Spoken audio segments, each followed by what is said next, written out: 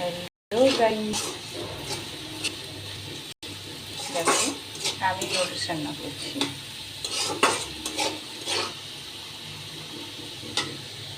এই নুডলসটা শুধু আলু দিয়ে, এটা একটা নিরামিষ নুডলস, খেতে খুব পছন্দ।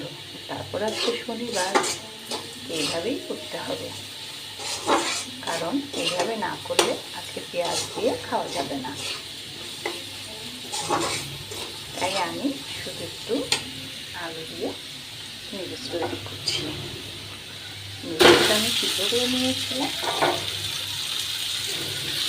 এখন এইভাবে তৈরি করে নিয়েছি।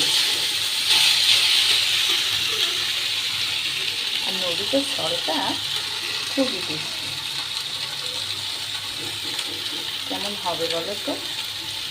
তোমাদের যদি এই নুডলসটা রান্না ভালো লাগে তাহলে অবশ্যই আমার ভিডিওতে একটা লাইক, কমেন্ট